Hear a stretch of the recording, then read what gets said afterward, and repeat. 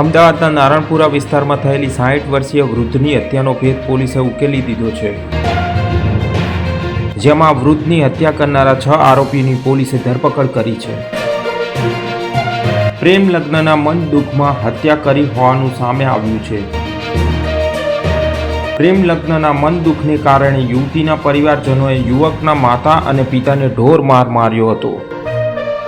જેમાં યુવકના પિતા ભાઈલાલ વાઘેલા ગંભીર રીતે ઈજાગ્રસ્ત થતા તેમને સારવાર માટે ખસેડવામાં આવ્યા હતા, જ્યાં સારવાર દરમિયાન તેમનું મોત થયું હતું. સમગ્ર મામલે પોલીસે પુત્રવધૂના પિતા રાજુ પરમાર, કાકા મહેશ પરમાર, કાકી લીલાબેન, ફોઈ કલાવતીબેન, બહેન જ્યોતિ બનેવી મહેશ રાઠોડની ધરપકડ કરી છે. નારણપુરા પોલીસ સ્ટેશન વિસ્તારમાં આવેલા અમદાવાદ મ્યુનિસિપલ કોર્પોરેશનની ઓફિસમાં એક આઉટસોર્સમાં રોજમદાર તરીકે, સફાઈ કામદાર તરીકે કૈલાસબેન તેમજ તેમના પતિ ભાઈલાલભાઈ વાઘેલા એ બંને નોકરી કરતા હતા અને એમના પરિવારના સંતાનમાં નાનો દીકરો સની વાઘેલા જે છે એમને આ કામના આરોપી જે રાજુભાઈ પરમાર જે બાવરી જ્ઞાતિના છે, બક્ષીપંચ સમાજના હોય, એની નાની દીકરી જ્યોત્સના સાથે આશરે 4 વર્ષ પહેલા પ્રેમ લગ્ન કરેલા હતા. જે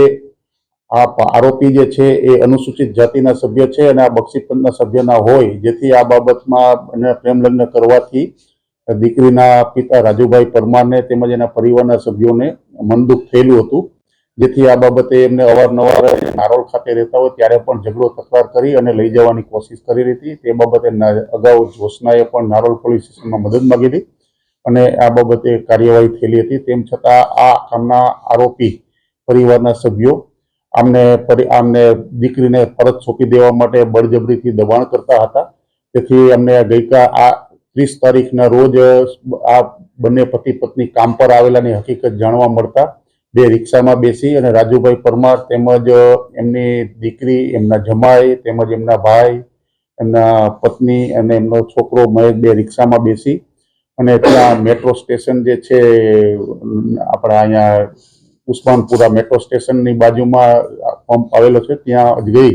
અને એમને લાકડીના ધક્કા વડે માર મારી અને બંને પતિ પત્નીને પાછા રિક્ષામાં બેસાડી અને રાણીપ ડી માર્ટના મેટ્રો સ્ટેશનની બાજુમાં આવેલ જે મધર ટેરેસા આશ્રમની બાજુમાં ખુલ્લા મેદાનમાં અહીંયા પાસે પણ લઈ ગઈ. ત્યાં નીચે ઉતારીને ત્યાં પણ માર મારેલો. આ આરોપીઓ વિરુદ્ધ પુરાવા એકઠા કરવા માટે FSLની મદદ લેવામાં આવેલી છે અને FSLને સાથે રાખી સ્થાનિક જગ્યાનું પંચનામું કરવામાં આવેલ છે અને આ કામે હજી ટેકનિકલ સર્વેલન્સ તેમજ વધુ આરોપી વિરુદ્ધ સજ્જડ પુરાવા મેળવી અને આરોપી વિરુદ્ધ અને કાર્યવાહી કરવામાં આવી રહેલ છે અને